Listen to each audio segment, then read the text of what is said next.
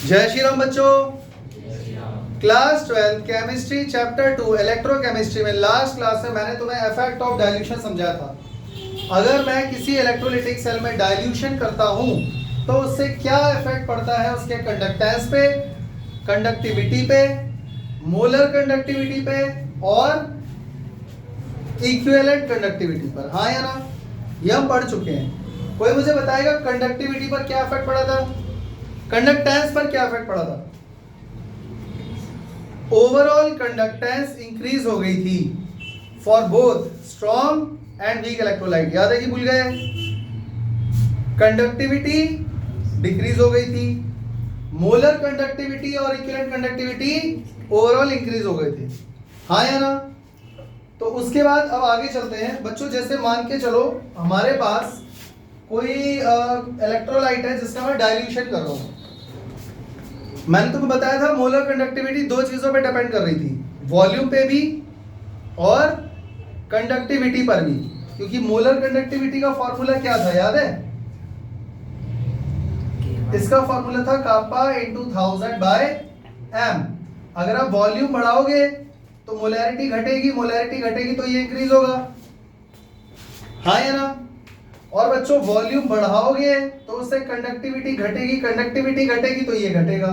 But overall effect इस पर क्या पड़ा था? इंक्रीज हुआ था। हाँ या ना? ऐसा इसलिए क्योंकि वॉल्यूम वाला इफेक्ट बढ़ा है, क्योंकि वॉल्यूम तेजी से बढ़ रहा है, कंडक्टिविटी उतनी तेजी से नहीं घट रही है।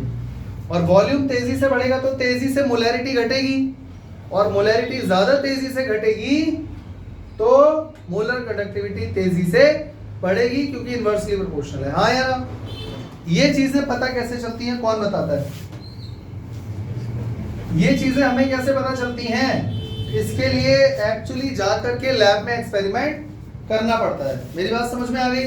फॉर एग्जांपल मान के चलो बच्चों, मान लो हम लोग क्या कर रहे हैं, डाइल्यूशन कर रहे हैं। डाइल्यूशन ऑफ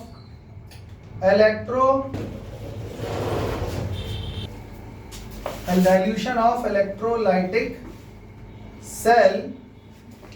और मान लो बच्चों इस इलेक्ट्रोलिटिक सेल के अंदर हम लेते हैं strong electrolyte, strong electrolyte. Dilution का सीधा सीधा मतलब है वॉल्यूम बढ़ाया जा रहा है। बच्चों जरा चेक करो,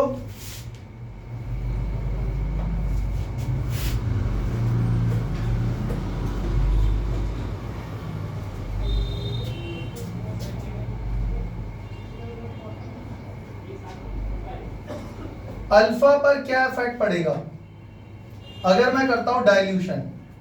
जैसे मान के चलो वॉल्यूम बढ़ रहा है, वॉल्यूम बढ़ेगा तो कॉन्सेंट्रेशन घटेगी, और वॉल्यूम बढ़ेगा तो इससे लैम्डा एम पर क्या इफेक्ट पड़ेगा, जरा सोच के बताओ बच्चों। जैसे मान के चलो वॉल्यूम पहले 10 ml था, ठीक है? अगर वॉल्यूम 10 ml था तो अल्फा कितना था, जल्दी बोलो? 100%। स्ट्रॉन्ग इलेक्ट्रोलाइट के लिए अल्फा हमेशा ही 100% रहेगा। हाँ यार बच्चों 20 ml कितना हो जाएगा, बढ़ेगा थोड़ी ना, उतना ही रहेगा। 30 ml पे, 40 ml पे, 50 ml पे कोई फर्क पड़ेगा? आप कहीं तक भी चले जाओ, जब पहले ही वो पूरा 100% डिसोशिएट हो चुका है तो अब आप और क्या उम्मीद कर रहे हो, कितना और डिसोशिएट होगा? नहीं हो सकता ना। लेकिन लैम्डा एम यानी मोलर कंडक्टिविटी हमने पढ़ा था कि इंक्रीज होती है। हाँ या ना? पर इसका ये मतलब नहीं है कि बहुत तेजी से इंक्रीज हो जाती है। फॉर एग्जाम्पल एक छोटा सा एग्जाम्पल लेते हैं। लैम्डा एम की वैल्यू आ रही है यहाँ पे 0.26, तो 20 ml करने पर कितना हो जाएगा? 0.26। 30 ml पे 0.26, 40 ml पे 0.26, 50 ml पे 0.26001 या 01। मेरी बात समझ में आ रही है? तो जरा चेक करो कोई खास इफेक्ट पड़ा मोलर कंडक्टिविटी पर? नहीं। तो याद रखना स्ट्रॉन्ग इलेक्ट्रोलाइट में डाइल्यूशन करने पर कंडक्टिविटी तो बढ़ती है, मोल कंडक्टिविटी तो सॉरी घटती है, मोलर कंडक्टिविटी बढ़ती तो है पर इतनी कम कि ना के बराबर, क्योंकि अल्फा में ज्यादा चेंज नहीं आ रहा है। कोई दिक्कत? स्ट्रॉन्ग इलेक्ट्रोलाइट का एग्जांपल बताओ। NaCl, HCl, KCl etcetera, NaOH।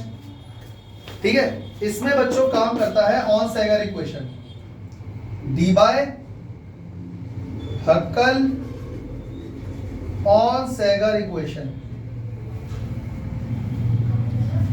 y is equal to mx plus c से जो भी रिजेंबल करेगा उसकी स्ट्रेट लाइन बनेगी या नहीं? ये स्ट्रेट लाइन की इक्वेशन है। तो y एक्सिस पर बच्चों अगर मैं मोलर कंडक्टिविटी लेता हूं तो x एक्सिस पर अगर मैं लेता हूं कंसंट्रेशन अंडर रूट में, तो m आ जाएगा हमारा लैम्डा, इसमें सॉरी a c माइनस का प्लस लैम्डा m नॉट। समझ में आ रहा है? देखो y एक्सिस पे क्या ले रहे हैं? Molar conductivity. x एक्सिस पे कंसंट्रेशन का अंडर रूट, इसका स्लोप क्या होगा? कुछ भी स्लोप जो भी होगा व्हाटएवर, हमने वो a मान लिया, बट ध्यान रखना स्लोप कैसा है? नेगेटिव है। तो ये लाइन ग्राफ में ऊपर जाएगी या नीचे आएगी? नीचे जाएगी। और बच्चों c क्या होता है? y intercept. तो y intercept lambda m not होगा। इस लैम्डा m नॉट को बोलते हैं लिमिटिंग मोलर कंडक्टिविटी। क्या बोलते हैं बच्चों? Limiting molar conductivity. अगर मैं इसका ग्राफ बनाऊं तो बच्चों देखो कैसा बनेगा।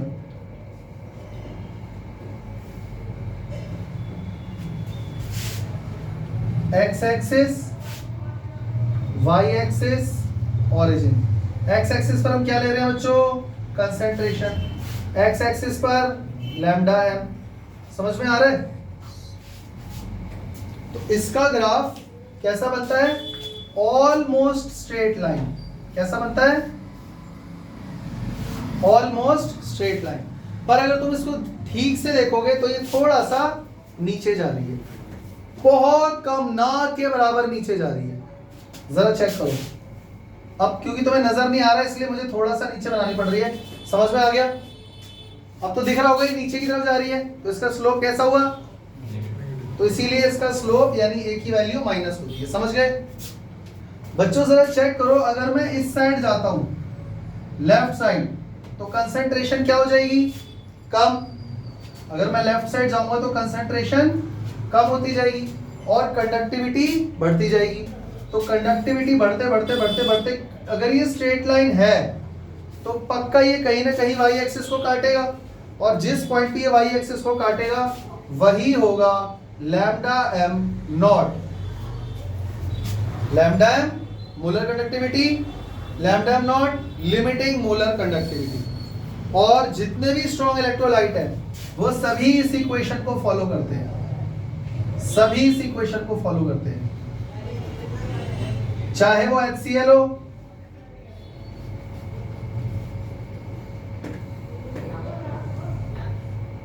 चाहे वो NaCl हो, चाहे वो KCl हो। समझ में आ गया? ये पक्का y एक्सिस को कहीं ना कहीं काटेंगे, और जिस पॉइंट पे भी काटेंगे वहां पर हमें उसकी लिमिटिंग मोलर कंडक्टिविटी की वैल्यू मिल जाएगी। कोई दिक्कत? ये केस हमने पाया जब लैब में जाकर एक्सपेरिमेंट करा, रियलिटी में डाइल्यूशन करा, और डाइल्यूशन करने पर क्या मिला? अल्फा में कोई चेंज नहीं आ रहा है पर मोलर कंडक्टिविटी बढ़ती जा रही है। कोई दिक्कत? वीक इलेक्ट्रोलाइट के पास चले तो एक बार ना इसको डिफाइन भी कर देते हैं, लिमिटिंग मोलर कंडक्टिविटी क्या होता है। The conductivity when concentration approaches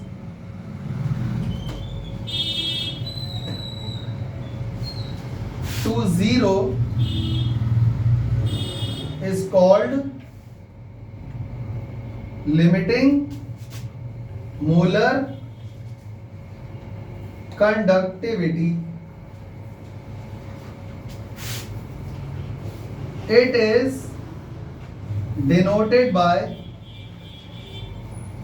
lambda m not. ये चीज फिर से समझ लो भैया, चेक करो यहां पर जैसे जैसे आप नीचे जा रहे हो डाइल्यूशन बढ़ रहा है, जैसे जैसे आप नीचे जा रहे हो वॉल्यूम भी बढ़ रहा है।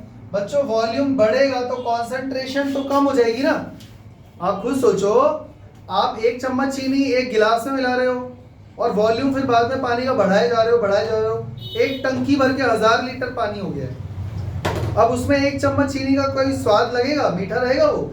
तो जैसे जैसे आप डाइल्यूशन बढ़ाते जाओगे, वॉल्यूम बढ़ाते जाओगे, कॉन्सेंट्रेशन कम होती चली जाएगी। और जब कॉन्सेंट्रेशन इतनी कम हो जाएगी, अप्रोचेस टू जीरो रह जाएगी, उस टाइम पर जो भी कंडक्टिविटी होगी, जैसे मान लो ये इसकी कंडक्टिविटी आ गई है, हम 2 मिनट के लिए ऐसा मान लेते हैं, अज्यूम कर लेते हैं कि 50 ml पर ये जो है कॉन्सेंट्रेशन अप्रोचेस टू जीरो हो गई है। उस टाइम पर जो भी इसकी कंडक्टिविटी, मोलर कंडक्टिविटी होगी, वही कहलाएगी लिमिटिंग मोलर कंडक्टिविटी। समझ में आ गया? ग्राफ में भी चेक कर सकते हो। अगर आप लेफ्ट साइड आओगे तो कंसेंट्रेशन घट रही है, कंसेंट्रेशन कम होते होते होते होते चेक करो क्या हो रहा है। जब कंसेंट्रेशन अप्रोचेस टू जीरो है, उस टाइम पे जो मोलर कंडक्टिविटी होगी वो क्या कहलाएगी? Limiting molar conductivity. समझ में आ गया? इसको किससे डिनोट करते हैं? लैम्डा नॉट से। कोई दिक्कत? चलें आगे, चलते हैं आगे। बच्चों लैब में अगर मैं किसी वीक इलेक्ट्रोलाइट का डाइल्यूशन करूं तब क्या होगा? तो इस बार मैंने यहां पर क्या लिया है? Dilution of electrolytic cell weak electrolyte. बच्चों मैंने तुम्हें बताया था, जरा याद करो, वीक इलेक्ट्रोलाइट के केस में अगर हम डाइल्यूशन करते हैं तो क्योंकि वॉल्यूम बढ़ता जा रहा है तो इलेक्ट्रोलाइट गैस दूर दूर होते जाएंगे, डाइलेक्ट्रिक कांस्टेंट वाटर का बढ़ेगा, तो अल्फा की वैल्यू बढ़ सकती है, बल्कि बढ़ती है। याद है? भूल गए? कंडक्टेंस जब समझाया था उसी दिन ये बात बता दी थी। अगर आप जैसे जैसे डाइल्यूशन बढ़ाओगे तो अल्फा की वैल्यू, डिसोसिएशन कांस्टेंट की वैल्यू बढ़ जाती है। पर इसका ये मतलब नहीं है कि बहुत ज्यादा अब्रप्टली बढ़ जाएगी, थोड़ी सी बढ़ेगी। वो देखते हैं बच्चों। जैसे मान के चलो पहले हमारे पास वॉल्यूम था 10 ml, तो अल्फा की वैल्यू क्या थी? 0.1। फिर आपने क्या करा? 20 ml ले लिया, तो ये कितना हो गया? 0.1। 30 ml पे 0.101, 40 ml पे 0.11, 50 ml 0.12, 60 ml 0.125, 70 ml 0.125, 80 ml पे 0.125, 90 ml पे 0.125, 100 ml पे 0.125। और ये तो देखो बढ़ेगा ही बढ़ेगा ऑब्वियसली। लैम्डा मोलर कंडक्टिविटी तो बढ़ेगी बढ़ेगी जब अल्फा बढ़ रहा है। बच्चों यहाँ पे तुम लोगों ने एक चीज नोटिस करी, यहाँ पे एक चीज नोटिस करी, जैसे जैसे वॉल्यूम बढ़ रहा है, ये तो हम जानते ही हैं कि कॉन्सेंट्रेशन घट ही रही होगी, पर जैसे जैसे वॉल्यूम बढ़ रहा है अल्फा की वैल्यू भी बढ़ रही है। पर ऐसा नहीं है कि बहुत ज्यादा तेजी से बढ़ रही है, ऐसा कभी नहीं होने वाला कि तुम सोच रहे हो कि अल्फा की वैल्यू 100% हो जाएगी और सारे एंड डिसोशिएट हो जाएंगे। ऐसा नहीं होगा, इनफिनिट डाइल्यूशन तक भी नहीं होगा। तो हुआ यहाँ पर ये कि जैसे जैसे वॉल्यूम बढ़ता गया, डाइल्यूशन करते गए, वैसे वैसे अल्फा की वैल्यू बढ़ती जा रही है बढ़ती जा रही है, पर एक पॉइंट पर आकर वो रुक गई है। चेक कर लो, यहाँ पर आकर ये वैल्यू रुक गई है। इसके आगे आप और कितना भी डाइल्यूशन कर लो, अल्फा की वैल्यू इसके आगे नहीं बढ़ रही है। चेक कर लो, हाँ या ना?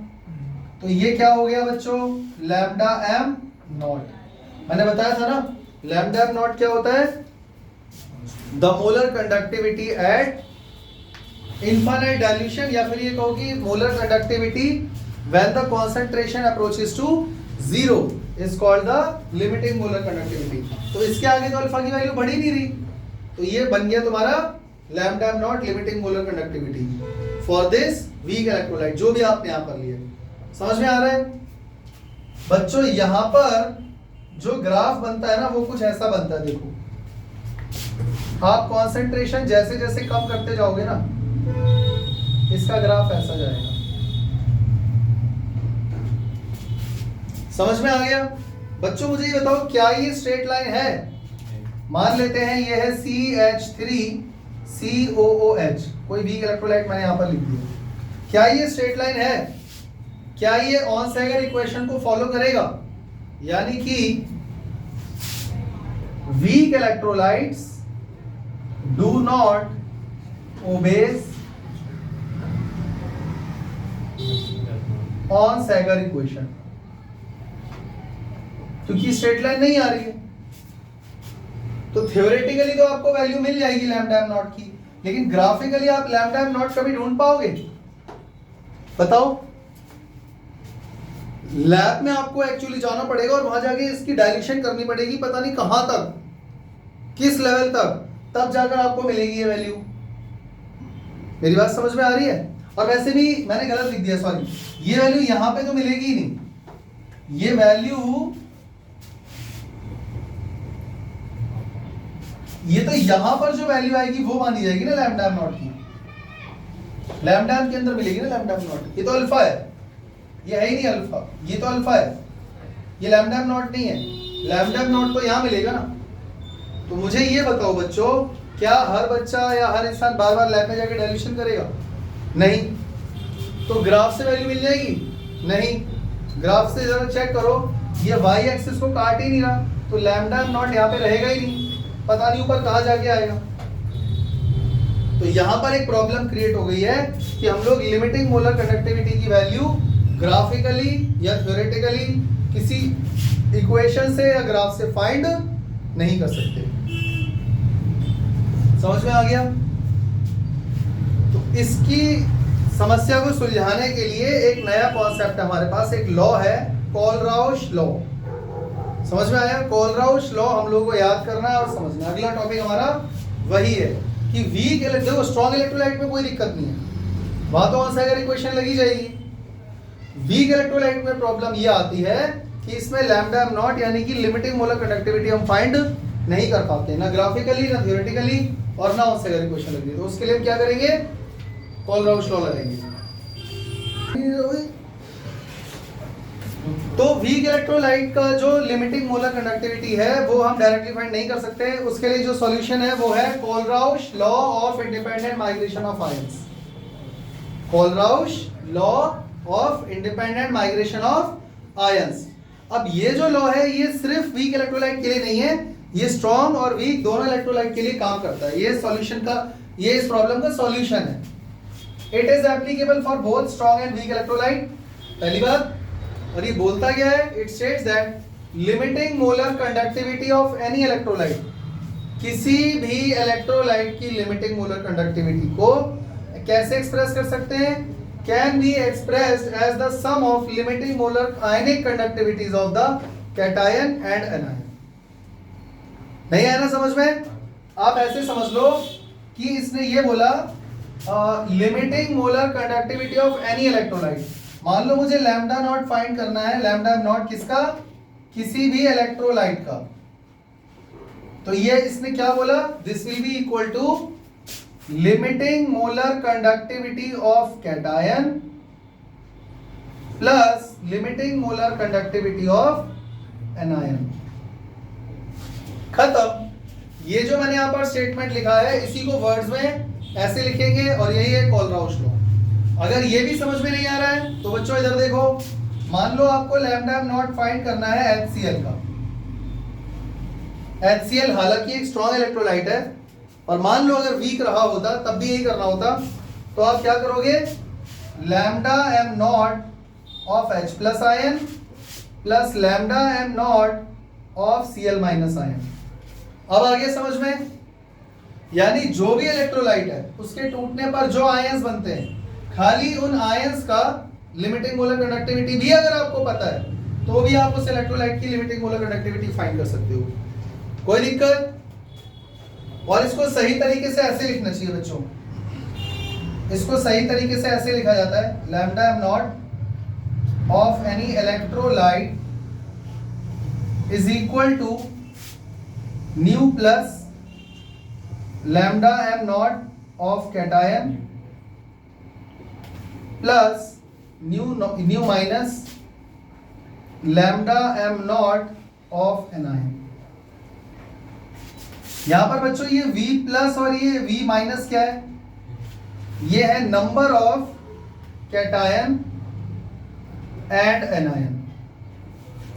मतलब ये आगे जो ये न्यू प्लस और ये न्यू माइनस मल्टीप्लाई हो गया है, ये क्या है? Number of cation and anion. नहीं समझ में आ रहा तो एक एग्जांपल ले लेते हैं। मान लो आपको लिमिटिंग मोलर कंडक्टिविटी फाइंड करनी है Al2SO4 होल थ्राइस की। तो बच्चों क्या करोगे? लिमिटिंग मोलर कंडक्टिविटी लिखोगे एल्यूमिनियम की Al3 प्लस, और इस पूरे का मल्टीप्लाई किससे कर दोगे? 2 से। अब समझ में आया न्यू प्लस क्या है? क्योंकि एल्यूमिनियम के यहाँ पे 2 आयन निकलेंगे, plus limiting molar conductivity of SO4 minus, और इसका मल्टीप्लाई किससे करोगे बच्चों? 3 से, क्योंकि देखो यहाँ पर SO4 कितने? 3 है, तो ये न्यू माइनस हो गया। अभी आगे समझ में? तो Kohlrausch law of independent migration of ions क्या है? ये बस ये कहता है कि किसी भी इलेक्ट्रोलाइट की जो लिमिटिंग मोलर कंडक्टिविटी होगी वो किसके इक्वल होगी? Sum of the limiting molar conductivity of cation and anion. Clear हो गया? देखो ये तो अभी थ्योरेटिकली मैं तुम्हें समझा रहा हूं, जब हम इसके ऊपर एक क्वेश्चन करेंगे ना तभी अच्छे से क्लियर होगा कि एक्चुअली इसमें करना क्या है। ये कॉन्सेप्ट समझ में आ गया? क्वेश्चन से क्लियर होगा ये। चले आगे। तो इस कोलरोश लॉ को समझने के लिए और कैसे अप्लाई करना है ये समझने के लिए क्वेश्चन करते हैं। बोलिए। The limiting molar conductivities of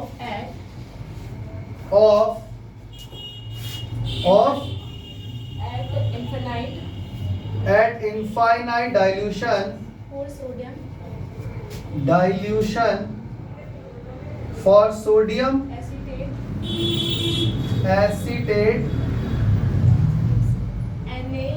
NaAC and HCl and HCl and NaCl is is 91, 426 426 and 126 and 126 as centimeter square 7 centimeter square per mole respectively at 29 at 298 Kelvin। ठीक है, फिर calculate molar find the limiting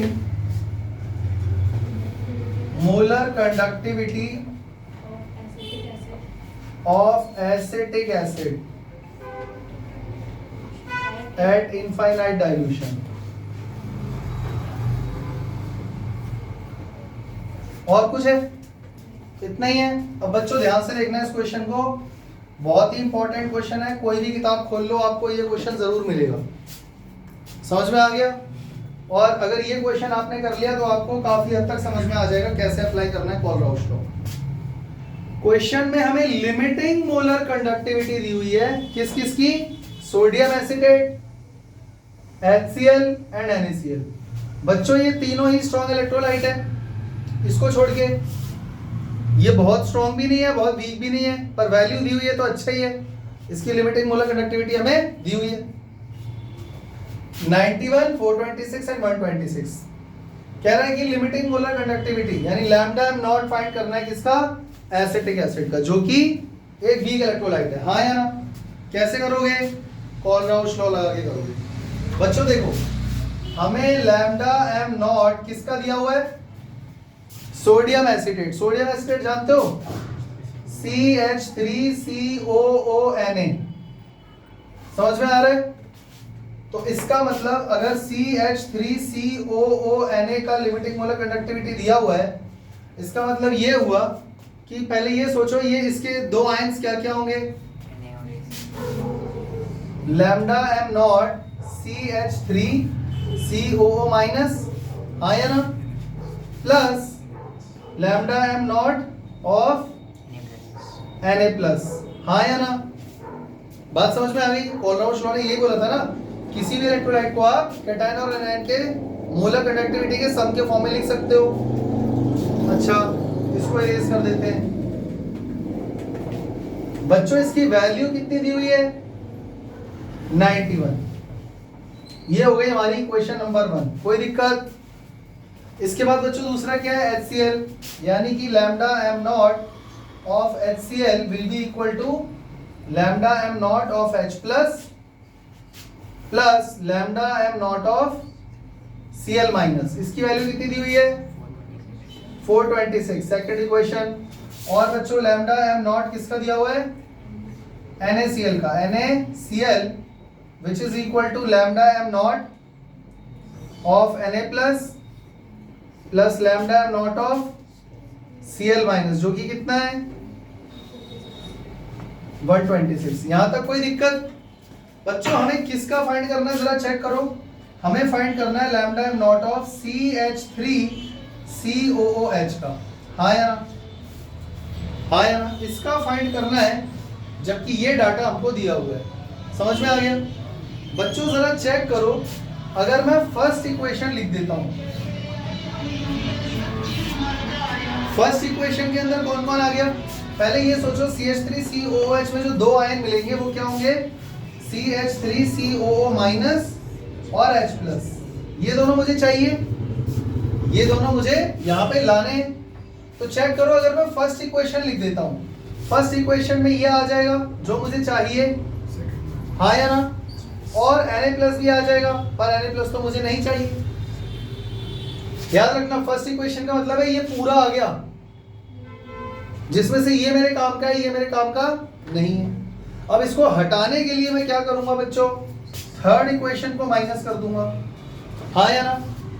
जैसे ही third equation minus करूंगा ये दोनों value negative में आ जाएंगी, तो Na से ये वाला Na कट जाएगा, पर ये जो Cl है ये नेगेटिव का आ जाएगा। बात समझ में आ रही है? आप करके देख लो, फर्स्ट इक्वेशन में से थर्ड इक्वेशन माइनस कर दो, this plus this minus this, तो Na से Na कट जाएगा, ये हमारे पास आ गया है और ये भी हमारे पास आ गया है बट माइनस का, सही है। और बच्चों अब अगर मैं इसमें सेकंड इक्वेशन ऐड कर दूं तो जरा चेक करो, ये नेगेटिव का है ये प्लस का है, कट जाएगा और ये आ जाएगा, यानी मेरे पास वही दोनों आयन आ जाएंगे जो मुझे यहाँ पर चाहिए थे, हाँ या ना। तो बच्चों चेक करो, फर्स्ट इक्वेशन की वैल्यू क्या थी 91 माइनस 426 प्लस 126, सर माइनस 126। ओ सॉरी, थर्ड इक्वेशन को माइनस किया है ना, तो यहाँ पर आ जाएगा माइनस का 126 और प्लस का 426। बच्चों इसको सॉल्व कर लोगे या करके दिखाऊं? इसमें से ये माइनस कर दो, कितना हो गया 300 और 91 कितना आ गया 391 साइमन सेंटीमीटर स्क्वायर पर मोल। कितने बच्चों को ये बात समझ में आ गई है? ये समझ में आया? देखो ये तुम्हें लिख कर दिखाना पड़ेगा कि फर्स्ट में से थर्ड क्यों माइनस कर रहे हैं और क्यों सेकंड ऐड कर रहे हैं, क्योंकि आप ये सोचो कौन से दो आयन लाने हैं आपको, CH3COO माइनस और H प्लस। तो फर्स्ट इक्वेशन में ये दोनों आ गए, ये थर्ड वाला माइनस करते ये कट गया, ये नेगेटिव में आ गया, फिर सेकंड इक्वेशन ऐड करी, ये प्लस का, ये से कट जाएगा, ये दोनों बचेंगे। और ठीक उसी तरीके से मैंने इनकी वैल्यूज को भी प्लस माइनस कर दिया। समझ में आ गया? कोई दिक्कत? चले अगले क्वेश्चन पे।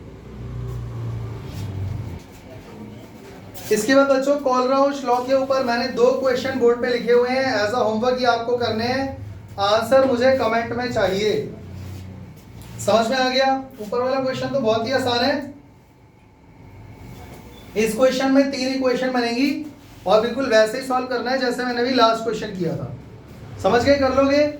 इसके साथ तुम्हारा इलेक्ट्रोकेमिकल सेल और इलेक्ट्रोलाइटिक सेल दोनों खत्म हो गए हैं। अब इस चैप्टर में सिर्फ एक थ्योरेटिकल टॉपिक बचा है, बैटरी। मुझे लगता है वो टॉपिक इतना आसान है कि वो तुम लोग कर सकते हो, क्योंकि इस चैप्टर में बहुत सारी क्लासेस हो गई हैं। बैटरी 2 टाइप की होती है, प्राइमरी और सेकेंडरी। प्राइमरी बैटरी रिचार्जेबल नहीं होती है, सेकेंडरी बैटरी रिचार्जेबल होती है। तो आपको सिर्फ कैथोड और एनोड की रिएक्शंस देखो, पढ़ लेना, नोट्स में तो पूरा ही है, बुक में जो भी लिखा हुआ है एक बार रीड कर लेना। इसमें जनरली आपको कैथोड और एनोड का रिएक्शन और ओवरऑल रिएक्शन याद करना होता है। इसके अलावा जो सेकेंडरी बैटरी है, इसमें लेड स्टोरेज बैटरी बहुत इंपॉर्टेंट है, इसमें भी आपको कैथोड एनोड की रिएक्शन याद करनी पड़ेगी। समझ में आ रहा है? सेकेंडरी बैटरी के अंदर इसमें जब एक बार इससे हम बैटरी को यूज करते हैं तो इक्वेशन बुक में दी हुई है, और जब चार्ज करते हैं तो इक्वेशन उल्टी हो जाती है। कैथोड वाली एनोड पे चली जाती है, एनोड वाली कैथोड पे। लेड स्टोरेज बैटरी की बात कर रहा हूँ। इसके बाद एक टॉपिक है फ्यूल सेल और कोरोजन। इसमें भी आपको कैथोड एनोड की रिएक्शन तो रट ही लेना और बाकी पढ़ लेना है। इसमें क्या है, वही कोरोजन है जो बचपन से पढ़ते आ रहे हो, 8th क्लास से पढ़ते आ रहे हो ना। कोरोजन बिल्कुल वही है, उससे बचने के लिए वही पेंटिंग, गैल्वेनाइजिंग, ऑयलिंग, यही सब चीजें हैं। बस जो रिएक्शन ऑक्सीडेशन रिडक्शन वाली है वो आपको याद करनी पड़ेगी, और ओवरऑल रिएक्शन वाली, समझ गए। इसी के साथ ये चैप्टर आज यहाँ पर खत्म होता है। ये क्वेश्चन मैं रीड करके सुनाऊं बच्चों, एक बार मैं रीड कर देता हूँ।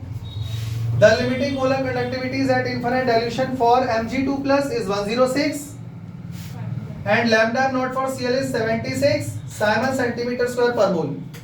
Calculate limiting molar conductivity of MgCl2. ये नजर आ रहा है, MgCl2 ये फाइंड करना है। इसके अलावा एक और क्वेश्चन है, the limiting molar conductivity at infinite dilution for sodium iodide, sodium acetate CH3COONA and CH3COO whole twice Mg।